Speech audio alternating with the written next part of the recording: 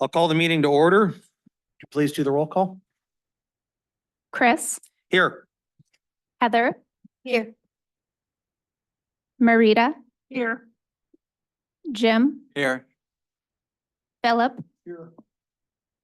John, Okay. Do we have any amendments to the agenda for today's meeting? Hearing none, do we have a motion to approve? So moved. Second. All in favor? Aye. Aye. Do we have any amendments to the minutes from the October 8th meeting? Hearing none, do we have a motion to approve? So, second. All in favor? Aye. Aye. Do you have any public comments that are unrelated to agenda items for today's meeting? Hearing none, we'll move on. There's nothing on the consent calendar. We have a number of public hearings. Our first is consideration of an application from Madeline Valentine for a conditional use permit to allow a private school in a single-family residential district at 607 Excel Street. Do we have any public testimony? Please step to the microphone, state your name. Good afternoon. I'm Madeline Valentine. Just want to thank you guys for taking the time to hopefully have read my application, and I'm available for any questions that you might have. I tried to be as thorough as possible. Obviously, starting out with that this private school would be used as a gymnastics and fitness facility to provide this service to the community. I've been providing classes for the last 3 years to well over 100 kids in the community and close to 50 adults for some adult fitness classes.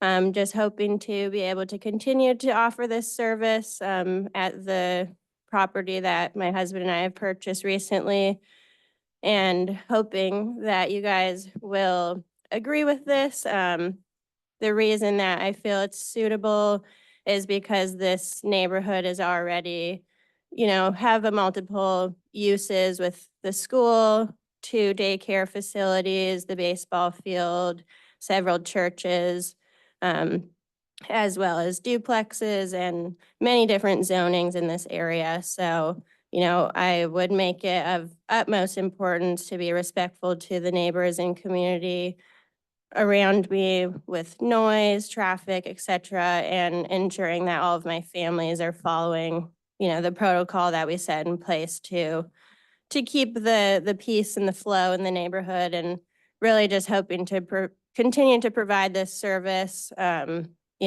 want to be causing any harm, just trying to be providing another outlet for our kids as well as adults to keep active, especially during the winter months and year round. So yeah, if you have any questions, I'm happy to answer them.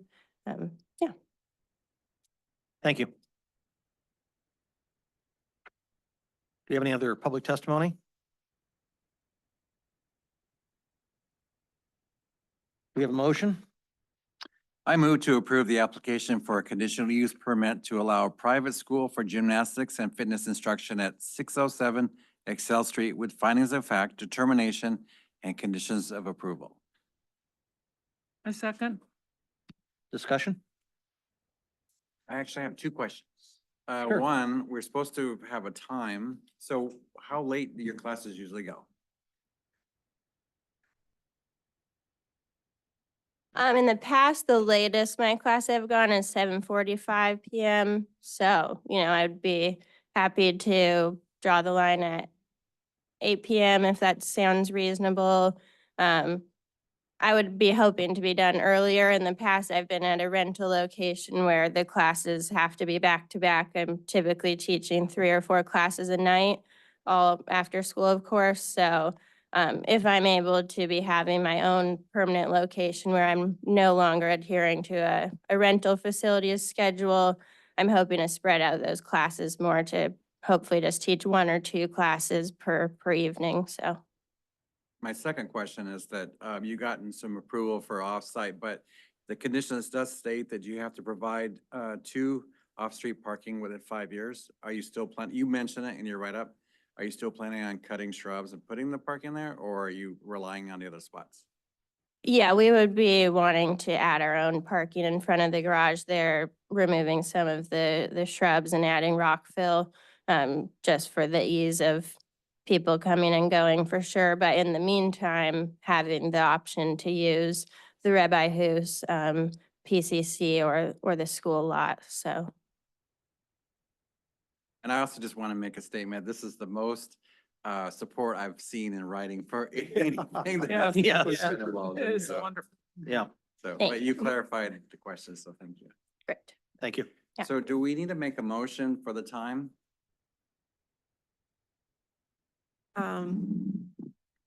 Let's just say since it's an X, let's just say X equals 8 PM Okay. and Okay. we'll call it good. I just wanted to leave it up to you guys and to have a conversation with the applicant before, as opposed to just putting in a number there. Thank you, Liz. Okay, any further discussion? Roll call, please. Chris, Yes. Heather, Yes. Jim. Marita, Yes. Philip, Yes.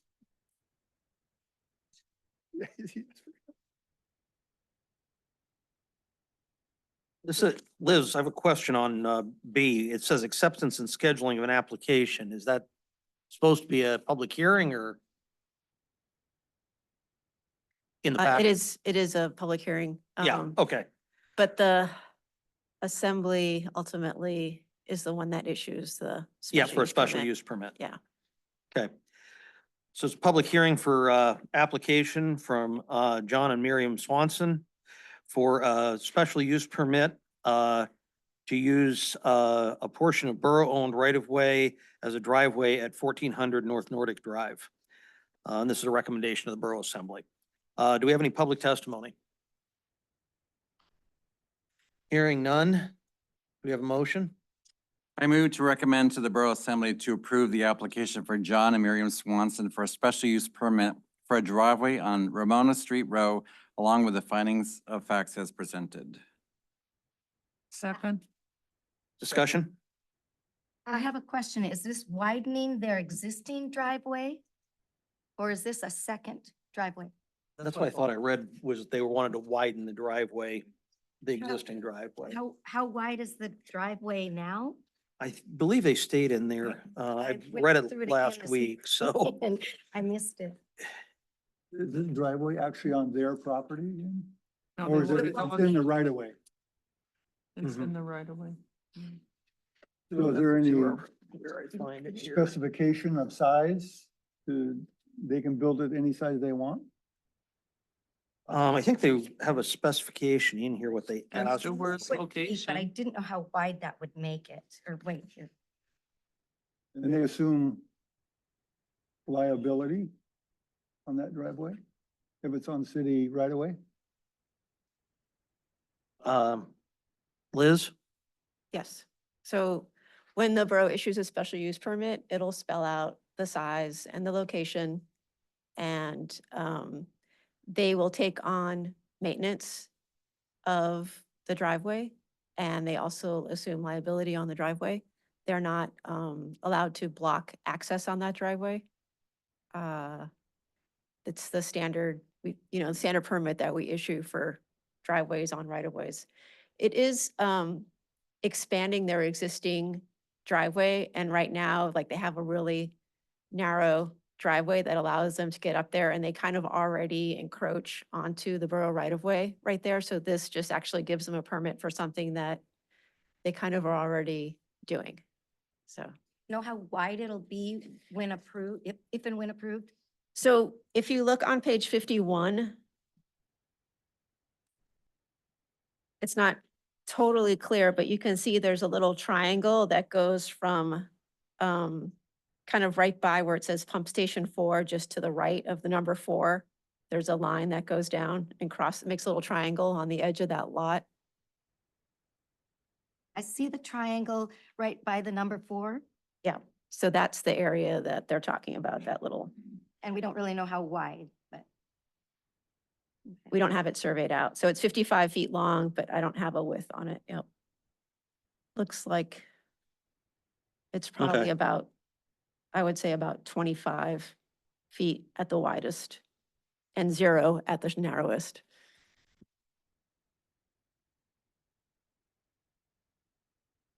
And for those of you that know that area, there's kind of a covered, that pump station has a covered area, but that is going to be dismantled as part of the Pump Station 4 project. Okay.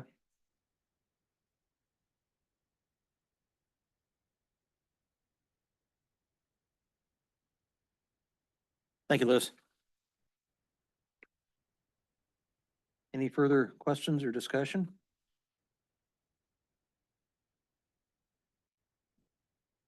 It looks like department heads, or, Carl, Yeah, suggest we approve it. yeah. He supports it. I don't think they have any heartburn with it, it looks like, from what I've read. So, Public Works and everybody Yeah. seems on board. all right. Roll call, please. Marita, Yes. Jim. Philip, Yes. Chris, Yes. Heather, Yes. Okay. Moving on to consideration of an application from Finn and Fjord Adventures to place remote signs on the sidewalk at 307 North First Street and 110 Nordic Drive, or North Nordic Drive. Do we have any public testimony?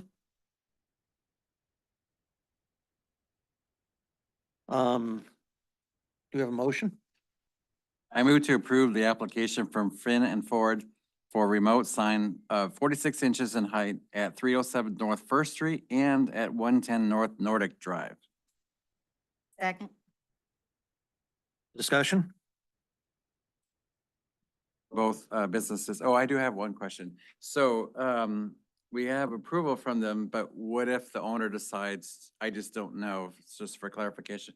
If the owner says, I no longer want it, then the owner would take precedence and they'd have to remove the sign. Is that correct? Yeah. know if I need to do testimony, but I came just in case there was questions. But I'm Sam, I'm the one with the signs. I just wanted to apologize first. I didn't realize I needed city approval, so this is more asking forgiveness than permission. I had them out last summer, and then it was brought my attention that you're supposed to ask for permission first. I did go to the Scandia House, Common Grounds, and Tides and ask them permission. I just didn't realize the city needed permission as well. But my understanding, they're removable signs. They're just little sandwich signs, and so I had them up by the coffee shop and one leaned up against the building of the Tides. And I had permission from all three business owners. So they are removable. Did that answer the question? Well, I was just curious because I know the Tides just changed ownership, so that's why I was just asking for my clarification, to be honest with you, not for you. So, Yeah. thanks. I suppose as the owner, they could just go outside and remove it and I give you a call. Well, I just wanted to make sure that I just want to know because as a government body, it's like, I'm sure this is not you, by the way, but just, this is not the first time we've had someone ask this. And so I'm just kind of curious because I don't want it to be a dispute where they say, well, the planning commission said I could do it. So I'm, saying, I don't think it works that way. So that's why Liz, I asked yes. the question. No, I think that's a good point. You could add a condition saying, the sign is allowed as long as the business Subject to approves the or business agrees, subject to approval. business approval. Yeah. Yeah. Yeah, agreement by the business or something like that. Liz, I had a quick question on this before because we've run across this before and I think there was a discussion of a limitation of just one sign per business in the past. I know that was what ended up getting, for a different business, was approved. Do you have any comment on that? I think that is what you did the last time. I think we had 2 of these previously in the past. And both times, you approved 1 sign per business because that's what a storefront business would be allowed, is just the 1 sign.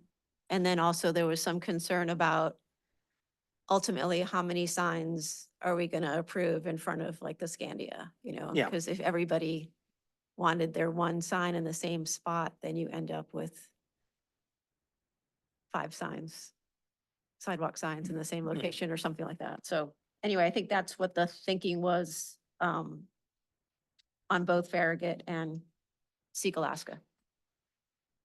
Thank you. Discussion? Or should we add a thing as long as, I propose that we add a verbiage that says as long as the businesses agree to allow them to put the sign up. That a motion? I That was my second. motion. I yes. second. Okay.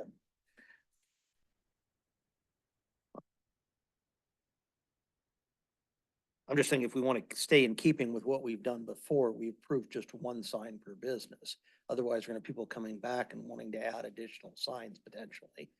So it's just does that, what's the thought So process We there? need a motion for that as well. That would need to be a separate motion, yeah. I make a motion to add that it read one sign per business be approved at at any in each location. Mr. Chairman, What? sorry. Yes, Liz. Probably already stated that. I think you need to vote on your, the The first motion, the first motion, Yeah. okay, and then you could go to the next one. okay. But you're on the right track here. So on the first motion with the approval of business, do we want to just do a yay or nay and not do a roll call on that? Yeah. So all in favor? Yay. Aye. Okay, so that motion carries. The second is instead of having, what we've done in the past has been a single sign per business, not having it at multiple locations, so. Oh, So- I thought you were. So that's what we've done in the past. Because otherwise, we're gonna have businesses coming back to us and say, well, we were only allowed one sign. I see. I Yeah. understand. I thought you were saying more than one sign in it Right. or So, advertising somebody at one Right. business site. So I'll withdraw my motion and we'll discuss. yeah, So I have a question on that, because if the business is allowed to have a sign, if what you're saying, that means that they couldn't have the sign out if the business had a sign out, or? no, you're just no, saying it one was just addition? saying that, like, we had a request from a different business to put signs in 3 locations around town. They had permission from the property owners at 3 locations. But people were concerned about that being too much clutter on the sidewalks around town. So the limitation was made to one sign. And then with the next one, we stuck to one sign because we had done it on the previous one.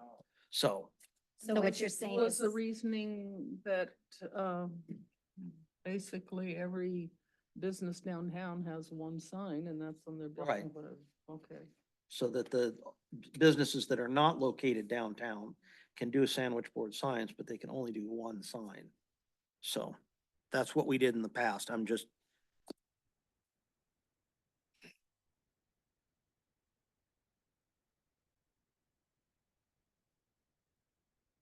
So if we want to stay consistent, that's just what I'm saying. So, so what we're saying is that she would have to choose where to place one sign right, if we follow in keeping with what we've done. yes, yes.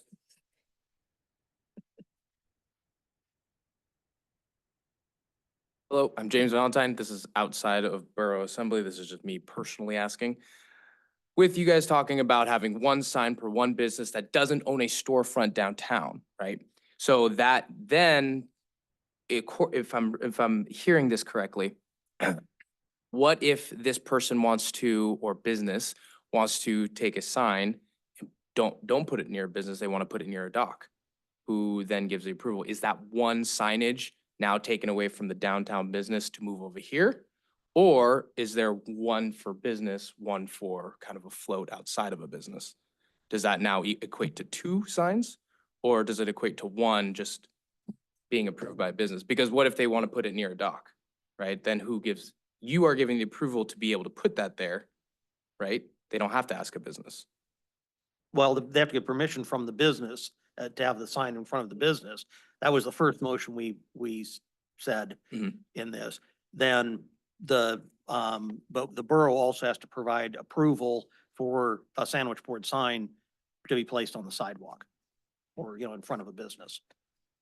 What if it's So- not in front of a business is more my question, I guess. Liz? I think Yeah. that will come up and, I guess I would Yeah. rather have. the It has come up answer. already, yeah. So the harbor doesn't Thank you. allow signs, sandwich signs on the floats or in the parking lot. The only place they allow signs is on the ramps, up on the, or people post them on the sides there on those ramps. So it's a no signs in the harbor area, as far as I'm aware of. So not on the floats, not in the parking lot. There might be a temporary, I'm selling shrimp thing, but not a business sign, ongoing concern sign. Thank you, Liz.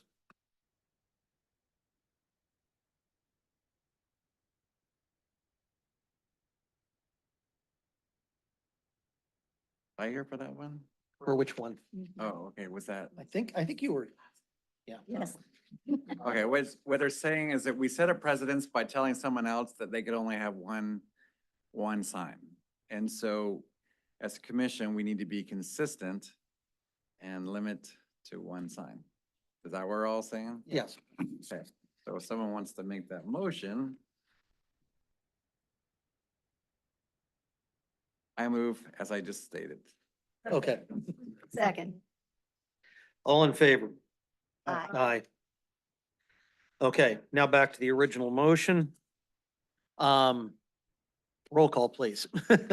Mr. Chairman? Yes. So the original motion actually had two places listed, so you have to approve the sign at a location, At one so, location. at one location, so. Can't just tell them they can choose a location. Well, you can, but, if she can do it right Okay. now, that would be great, because then you can make the motion now, too. Okay. Do you have a preferred location?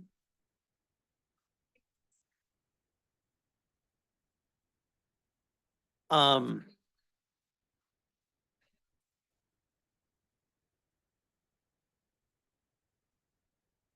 Mhm.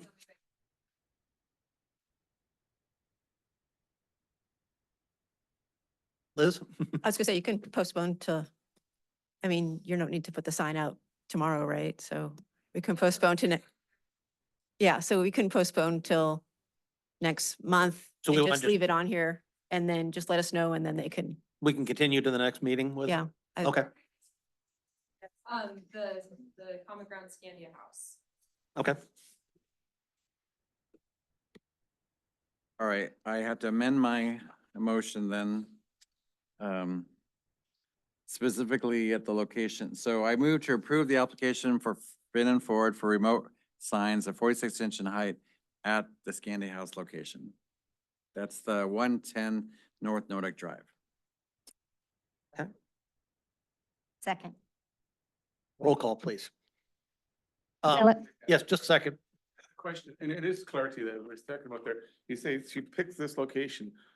There already was one approved at that location, at the Scandia House. Is it a race to see who gets it there first, or is it approval of the owner? I mean, I fear that if she's picking the Scandia House and they already have the Seek Alaska sign there, they're gonna take precedent over her, and then she's gonna have to choose a different location. That's what I worry about, that this motion to go at the Scandia House will become moot if their previous sign that was there takes precedent. I think they both had signs there last year. You're right. Just in So different it's a matter- different locations in front of Scandia. It's a matter of talking to the owner, whichever, Yeah. I'm just worried that that's what I'm thinking, that maybe. No. Right, but if one business already has their sign in front of the Scandia House, that means she can't put hers there also. No, correct? that's. No. No. Mm-mm. As long as Yeah, Scandia but House we can have- approves, you can have, It's up to the Scandia House. so, You can have 5 or 6 signs in front of the Scandia House then? Yeah, but only one for each business. Talk about Yeah. Can't have two in front of Scandia, she can have Correct. one. It's okay. But she wasn't gonna have 2 in front of Scandia, she was gonna have one at Scandia and one at Tides Inn. I've been saying, just don't locking herself into the Scandia House if Seek Alaska already has precedent there. I just don't wanna then have to come back again. Yeah, we had ours in front of Common Grounds, and I guess I'm using the Scandia House and Common Grounds interchangeably because it's the Scandia Okay. House building. but we had it in a different spot, so it did work out last summer. Yeah. But that's I all. Just so appreciate that. they know that we don't, say all of a sudden, oh, no, you can't have it there because somebody else did. Now you're coming back here again in a couple of months saying, now I'm gonna move it. I And appreciate they it. have to go through this rigmarole again.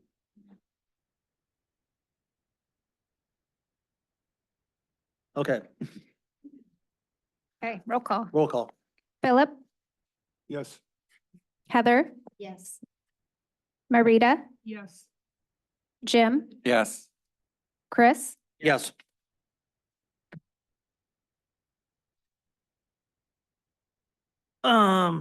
Moving on to consideration of an application from Tides Inn of Petersburg for a minor subdivision at 307 North Nordic Drive. Do you have any public testimony?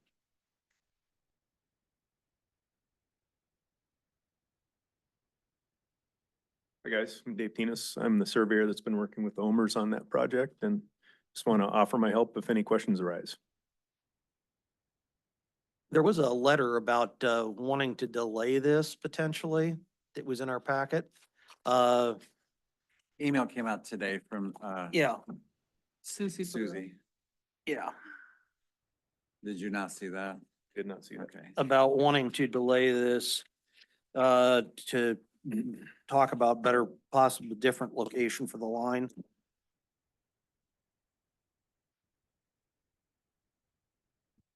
So I don't know if you've seen that email or not. I did not. Okay. Wondering if that's, is that standard protocol Did for you, people outside? Well, they the just project? asked for continuation of it to have a better chance to talk about it. Mhm. We have tabled things before. And we can continue it to the next meeting and just do it that way. But I just thought I'd bring that up since it was in the packet. I don't think the Omers want to do that. Fine.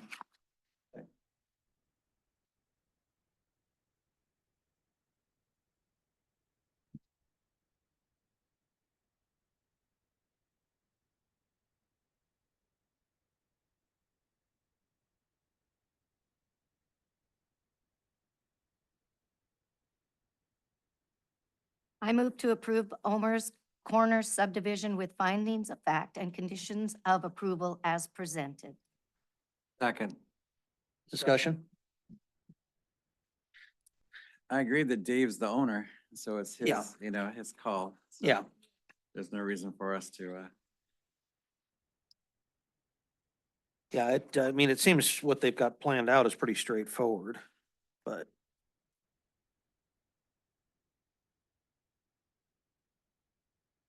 Further discussion? Questions, comments?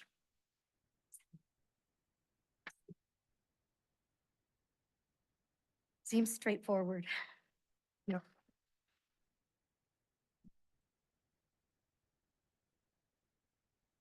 Um, roll call, please. Chris, Yes. Marita, yes. Jim, yes. Philip, Yes. Heather, Yes. Okay. Moving on.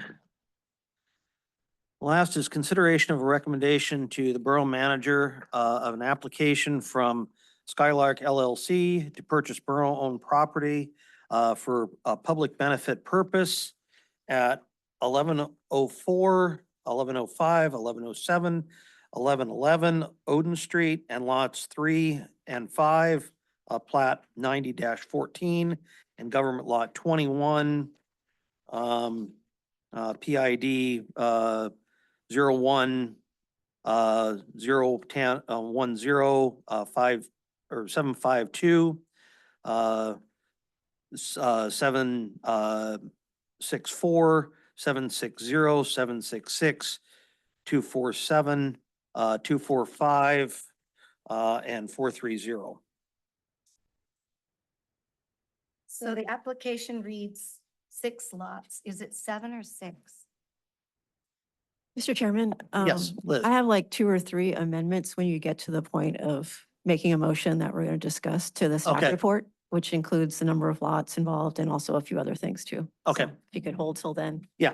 Thanks. Yeah, I'll hold before we start making motions, but do we have any public testimony on this? If so, please step to the microphone and state your name.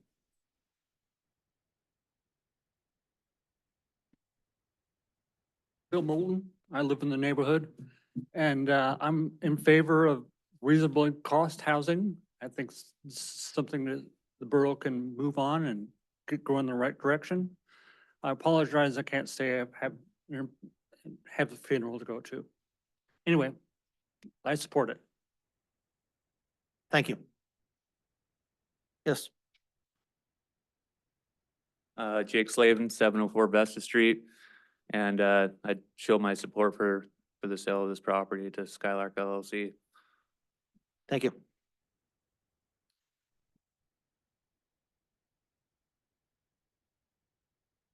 I'm Micah Hasbrook, or Klein now. I live at 1101 Odin.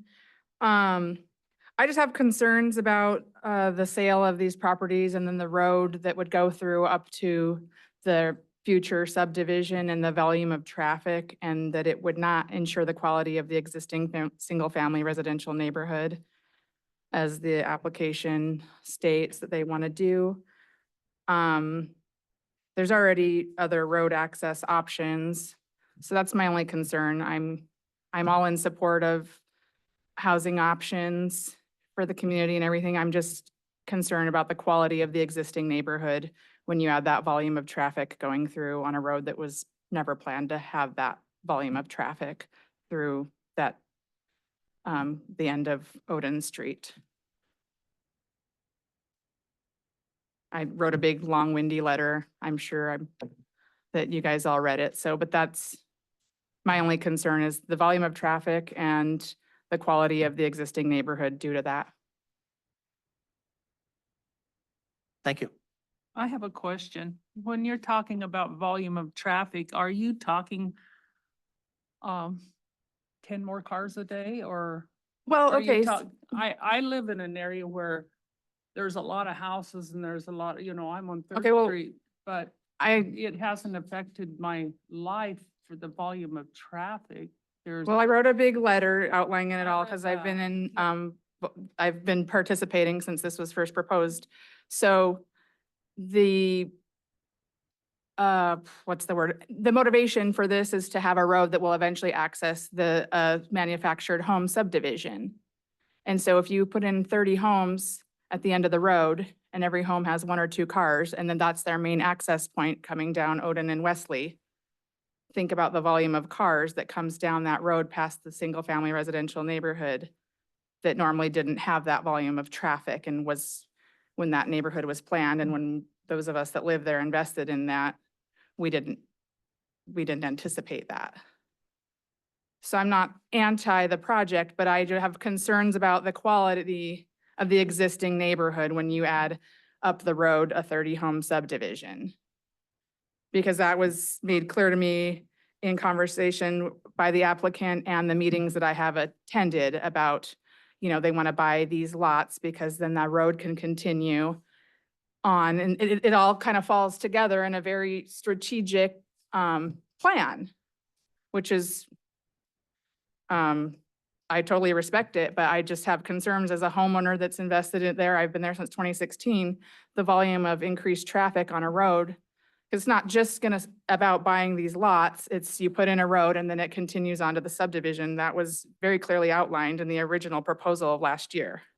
Hmm. And so that's as a property owner in the neighborhood, that's my concern, is very high volume of traffic on an already kind of busy corner.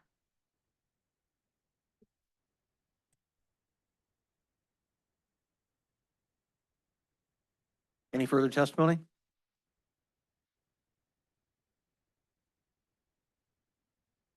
Hi, my name's Donna Marsh. I live at 710 Vesta.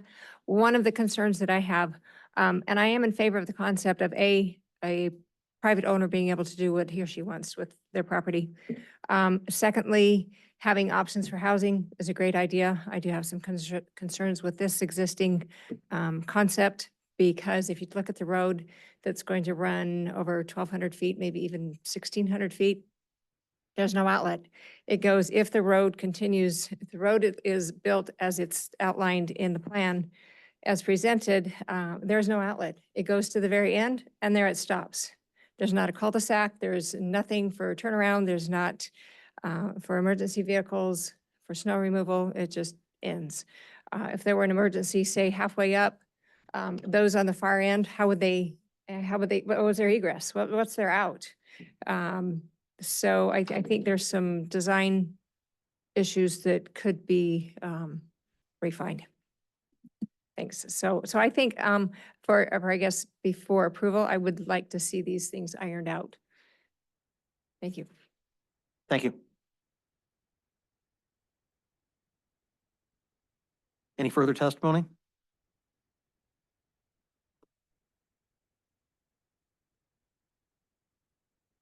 Yeah, my name's Ray Peterson. I live in 1005 Odin, right next to Micah. I have no objection for doing this affordable housing. My objection is that sales of lots 2, 3, and 4, they're going to cut through two of those lots. And I don't think that's the best use of 3 and 4 to make a road. I think they ought to continue Odin all the way to the end, and it still touches their property and circle around those lots. And I think that 2, 3, 4, 5, 6, and 5A should still say single family homes and not try to subdivide them any smaller.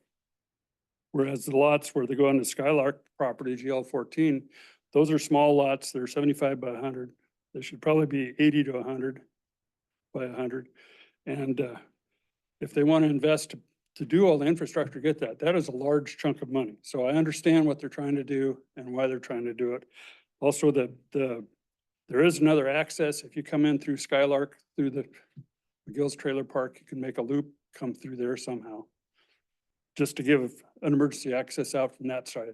So that's all I got to say. Thank you. Thank you.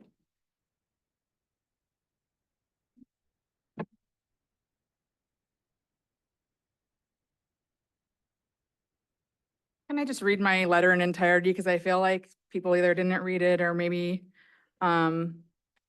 there's just not a ton of awareness about, because this was first proposed a year ago.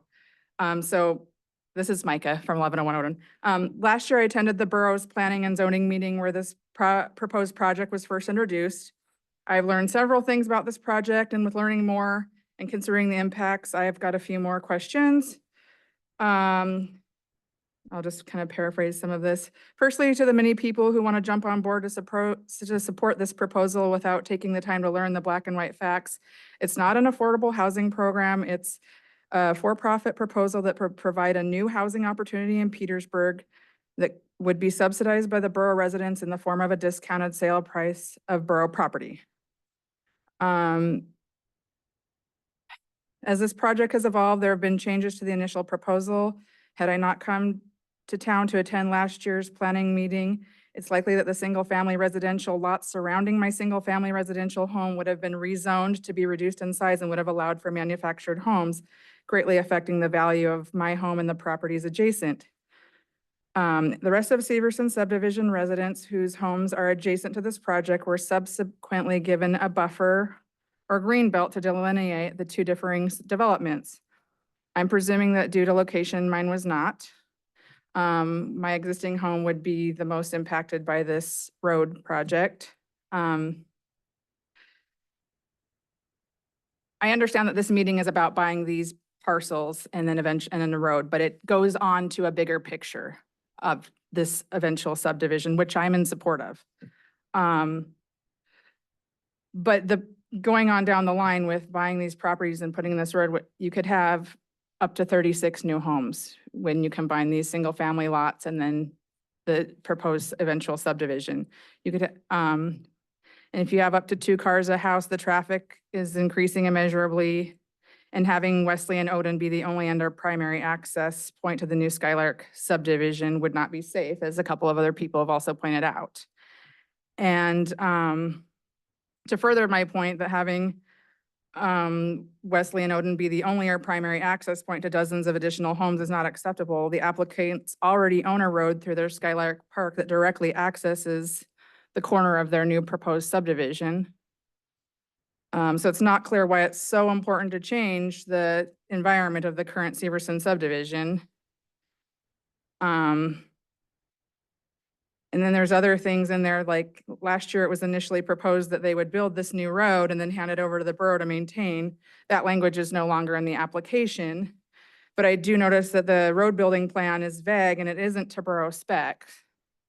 So in addition to that, as a taxpayer, I don't support the borough assuming responsibility for any infrastructure that is not built to spec, ensuring its quality and integrity. So I think that a lot of people here at this meeting have touched on lots of points of concern. Everybody supporting the big picture of the proposal, but I think there are some details that really need to be looked at closely.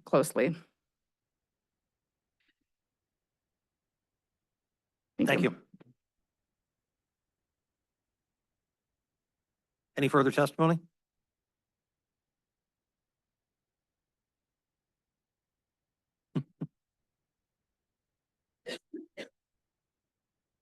Hi, my name's Amber Burrell. I didn't realize this was going to be a plating meeting because that comes after the purchase, so I wasn't really prepared for all of that.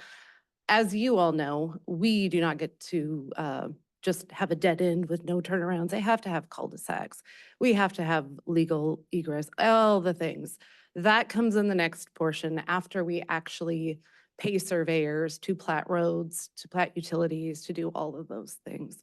The legal access to actually those lots are through Wesley and Odin. It is not through Skylark. There's no legal access through Skylark to the 5 acres or the 5 acres behind.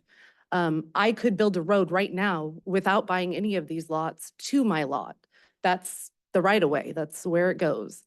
I think last time most people spoke against having access through Skylark because it's a blind corner. They're small, very small roads with no ditches, nothing. So that's not going to happen. The other thing is that part of the reason we are going to go through lots 2 and 3 instead of using the right of way was because we agreed to keep that green belt between our subdivision and the current Severson subdivision. If we put a road through that right of way, somebody's going to come and buy it. And it'll happen. Maybe not today, maybe not next week, down the road. If it has access, if it has utilities, it's going to be sold and used and subdivided. If I keep that access through our property and it dead ends at a cul-de-sac, there's nowhere to keep going. I mean, it limits the amount of lots to what we are putting in right now. It doesn't give the ability to continue to build more roads, more lots, or anything. You're gonna have to go find another spot to do that. So hopefully that answers everybody's questions. Oh, also, Micah's house is currently under contract. The buyers have reached out to me.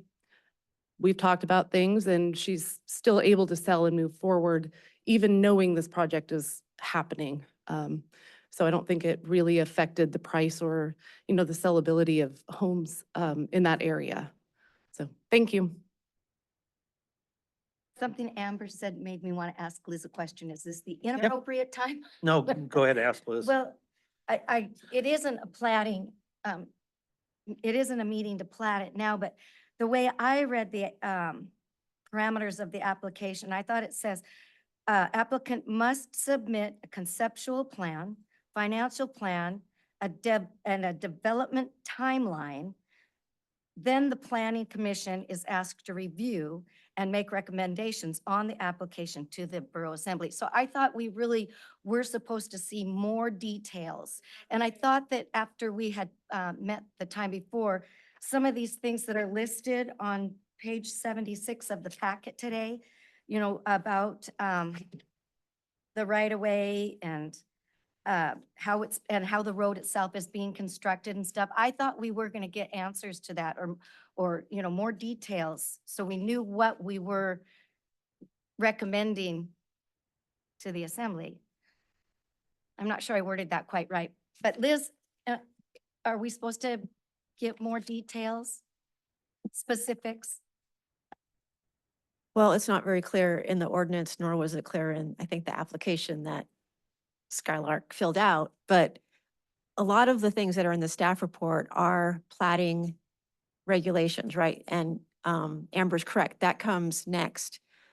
The point of putting them into the staff report is to let everyone be aware of what we're seeing versus what it needs to be when it comes before you as a plat, right? I don't think we're expecting to see a preliminary plat with that level of detail at this point. But there are these laundry list of items that need to be figured out and addressed. And I think it's the planning commission's role can be to point those things out as this process moves forward, you know, so we're all on the same page about what needs to happen, you know, and what the planning commission is going to need to see in order to approve a plat. If you feel like the application that you've received at this point is inadequate, then that's a recommendation to the assembly and the borough manager. But again, it's not, there's no detail as to what a conceptual plan, financial plan, and development timeline needs to look like or be. This is just a recommendation of sale of the property at this point. It's just a review of this application and a recommendation. Thank you for the clarification. Any further public testimony?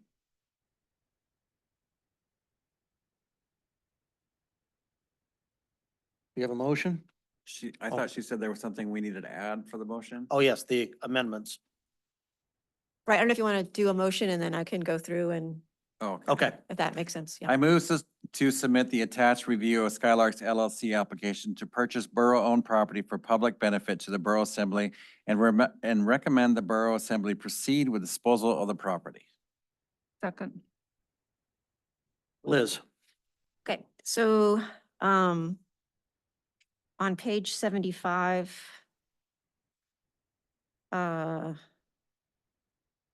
applicant request, it's actually 7 borough-owned parcels. Thank you, Heather. And then working down on findings, on B, it's 7 parcels of borough-owned vacant land. On C, it's 6 lots of single-family residential. So on B, we're changing it from 6 to 7? Yes. Right. Okay. And then on page 76,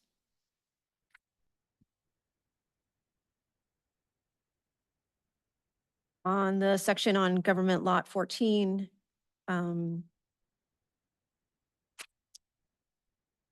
for that section 1, when we're talking about floodplain,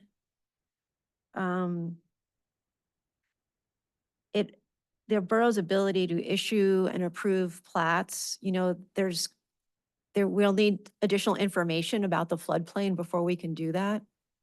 And it not only affects housing development, but we should also add road and utility development there. Because we'll need to see that the utilities are protected from flood, the manholes are above base elevation and things like that, if there's anything in the floodplain.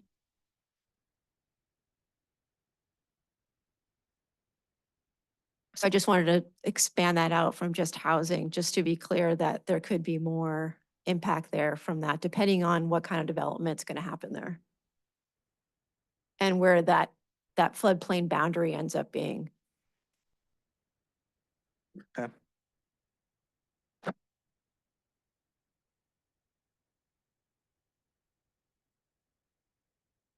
So do we need to make a And- motion to change that, or is this just? Wait, I had one more thing. Okay. What? I had one more thing. Okay. Sorry. And then, let's see, what was the other one? Oh, it was in that roads attachment, which is further along here.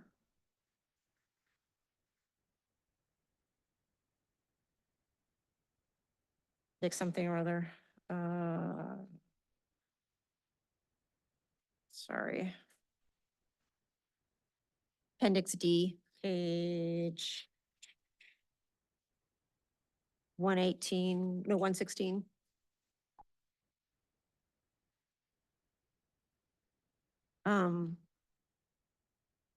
And again, this is just the conceptual plan, and then I just applied the subdivision road standards, just so we're all clear on what's being proposed at this point versus what the standards are.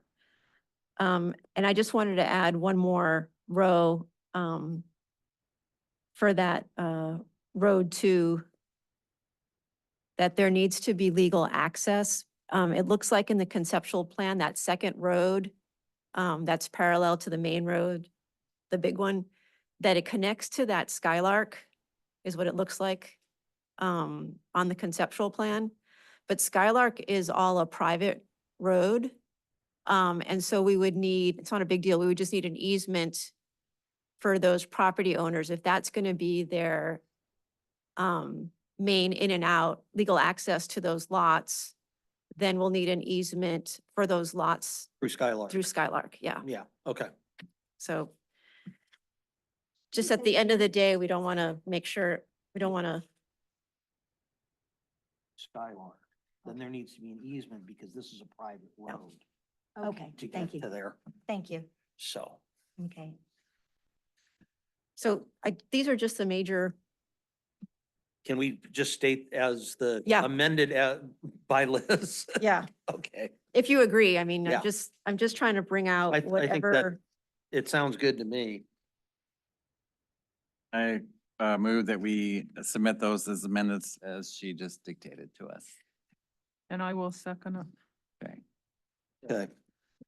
Do you want to just approve that now, or do you have further discussion on it? We're gonna discuss the whole thing, right? Okay, we'll discuss the whole thing. Okay. Yeah, we're definitely gonna discuss the whole thing, but I just we want to clear the amendments out of the way right now. We, do you Okay. want? So all in favor of the amendments? Aye. Aye. Aye. Okay, that's cleared out of the way. Um, Now we can discuss the whole thing. She's absolutely right. We're not here to discuss the plating, but since people brought it up, this is about us recommending the sale of this property, and we did approve this before. And, you know, Liz mentioned that Skylark is currently, it's a private drive, not a public road. So what Amber said is correct about the public access to this property is at Odin. And, you know, so also, you talk about egress, if you're using the Skylark Drive, that would also affect egress in a much more, it'd be more impactful than having a second road with the easement to it. You know, it's funny, I said this before, everybody likes the idea, oh, by the way, the term affordable housing, this was never meant as welfare housing. This is just to make it more affordable for the people in this community. Because, you know, like personally, my business, we don't have the highest paid people in this town. And they can't, currently, there's not a house on our island for sale less than $425,000. None of my people can afford that. I can't even afford it. But, and so we, you know, we have people that are willing to, so they, you know, and there's the whole thing about discounting it. Well, they're the ones putting the roads in, they're the ones putting the utilities. That's not their responsibility, that's the borough's responsible. So the fact is that, you're talking about discounting it. Well, you know, they're a for-profit business, let's be honest. But they've already said that their profit is very little on this thing. And so, you know, what I see is I see a lot of stumbling blocks to stop something that we all understand that we need. And the thing is, the location, it is close enough to town that people can walk. And so that's one of my big things. It's like,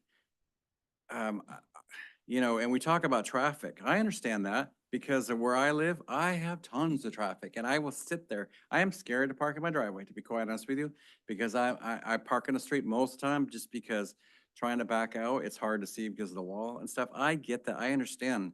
But I don't think we're gonna have 30 houses in a year, by the way. This is like an ongoing thing.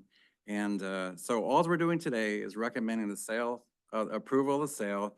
And then there is an uphill battle because they have to fork out the money for someone to do the plating and stuff. And then there's a lot, the core permit and everything else.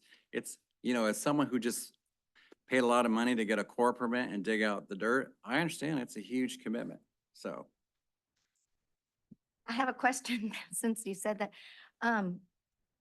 You said the borough's responsibility to put in utilities and stuff, which it is to a point, but I remember when we built somewhere, we were told the borough will access this lot. From there, you're on your own.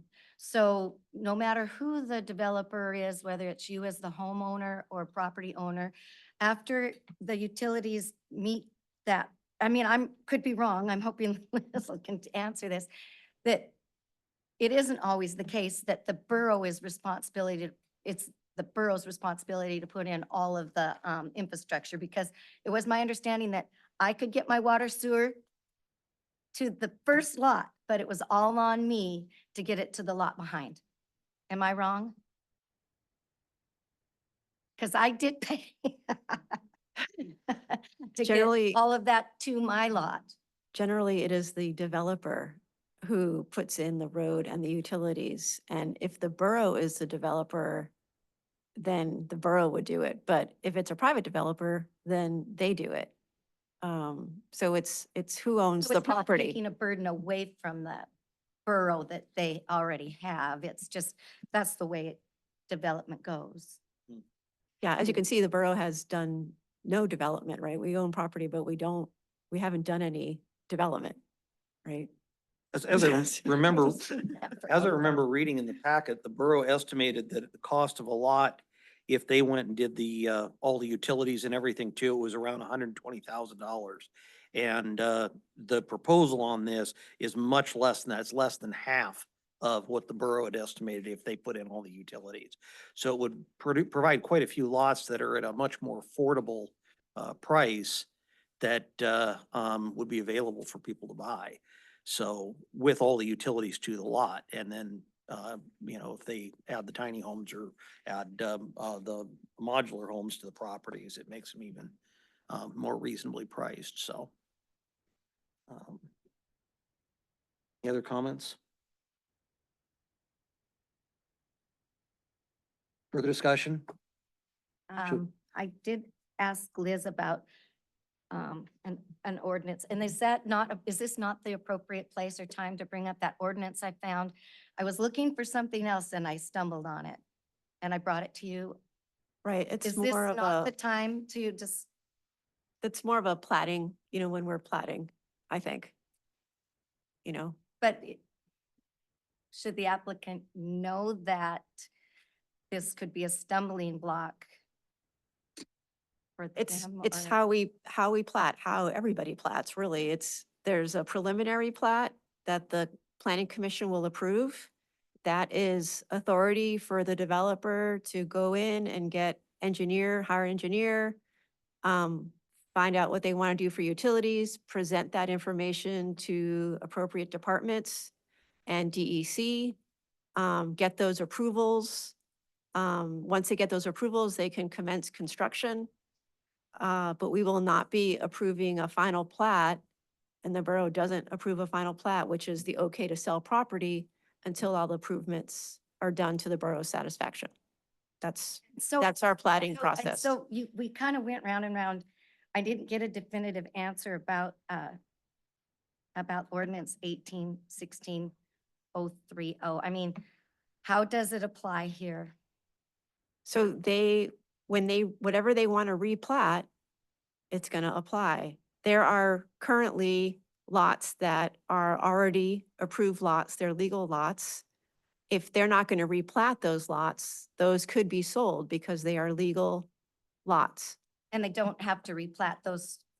But it's up to, it's up to do the what developer. What they're showing, they don't have to replat those. In to some do that. cases, they appear to be replatted because there's a road going through them. So they're going to have to replat those. But in a couple of cases, it appears the road doesn't touch at least one lot, right? There's no change to that lot. So if they were the owner, they could sell that lot. If you were to ask me I would probably not do that because you don't know exactly what your road, exactly where your road's gonna go, and you don't want to sell something and lose control of it before you know where your road's gonna go. That's how I would look at it, but that's really, the developer, there might be one or two there that they could sell immediately. But I probably would not release control until I know for sure where the road's gonna go, because you might have to adjust those property lines. Those properties that have more value if the utilities were into them before they're sold, so. Absolutely, yeah. So all of these recommendations and conditions that need to be met are not what we're discussing today. They're just for us to know for in the future. And all we're being asked today is whether or not we approve the sale of the property through the public benefit, thank you. Yeah, and I lean towards that because I do understand that we need this. GL 21 square foot, the cost, it was assessed, because we just went through all the assessment stuff this morning. And it was assessed at $130,000, I think. And that came out to very, very low dollar amount per square foot. And if we approve this, then it either may or will sell at under assessed. I couldn't find another property anywhere that was assessed at that. It was really cheap. So I just threw that out there. I don't know if anybody ever noticed that. And does that have a bearing on how we vote? Borough No? decided, All right. so. All right. Any further discussion? Roll call, please. Chris, Yes. Heather, Yes. Marita, Yes. Jim, Yes. Philip, Okay.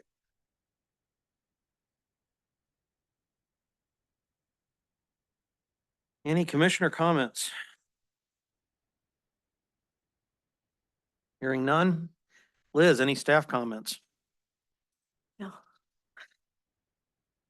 All right, our next meeting is December 10th at noon. Any idea who's going to be here? I should be here.